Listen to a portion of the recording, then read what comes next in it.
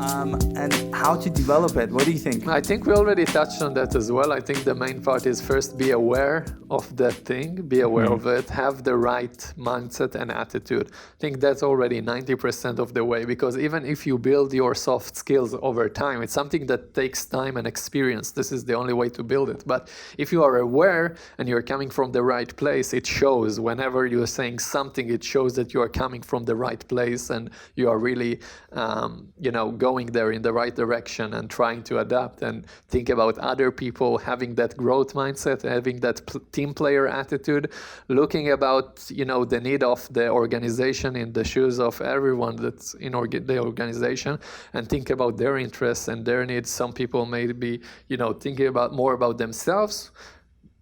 And it will show over time. I think the benefit will show over time, and the people that will find themselves in the top and able to progress, I think, will be the people with a higher EQ and soft skills in the end of the day. And I think this is not something you can sit down and think and get wrapped, because that makes you fake. Then all of a sudden you lose that authenticity. I think number one thing to me is being humble. Don't let your hard skills cloud your judgment on where you're standing, because there are million metrics to focus on the hard skills, and you might be really great at what you do. You may win awards, get certificate, get high GPA, but don't let that get you to a place that you look down to other people, because that's the toxic version of doing that. And when you're humble, you just put yourself out there. You are in social structures, in social environments, and you're creating that muscle exercise, and you're improving on it. Even if you're that good at your hard skill and you're the best, think about how much better you would be if you'll have good soft skills. Exactly. I think the sky are the limit. So you can use this hard skill to becoming that, person who look down at people and, being that type of a person. But think what would happen if you go the other way and work on a good attitude and, improve your EQ and soft skill. What could be the limit? I don't think there is a limit when you're coming from that angle. And when we talk about that, I remember, unfortunately, there are so many people who go to Ivy League schools down the States, and they think of you less because you didn't. And that's their loss. I think they're losing a lot of opportunities. Become the person who's achieved a lot. You have good hard skills, but you know how to talk to somebody below, talk to somebody above yourself, learn from the person that's done more, and take the hands of people and become a team player. Also with different cultures, with different backgrounds, you know how to talk to them.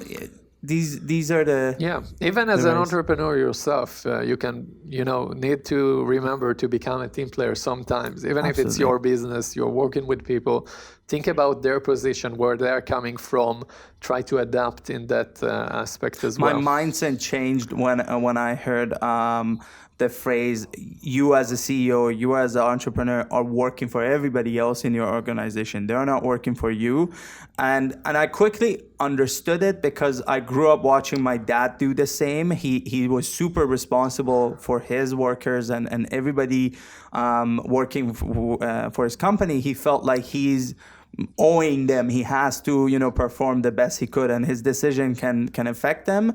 When you think about it that way, you have no choice to be a team player. You have no choice to be adaptable. You can't just demand and ask for what you want in the organization, especially when you can, but I don't think it's a good approach that will benefit you over time. Or to a certain limit. I think with the right approach, there is no limit really.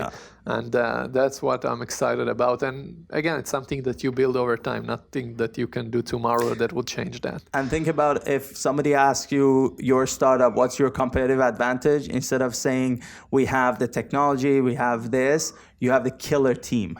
That is your advantage. I think that's an advantage nobody can beat. Yeah, in the end of the day, the question will come from investor. Why are you the team to do this task this mission that you claim that you want to do? Amazing idea. And a lot of deals not go through because it's amazing idea, amazing traction. Everything's great.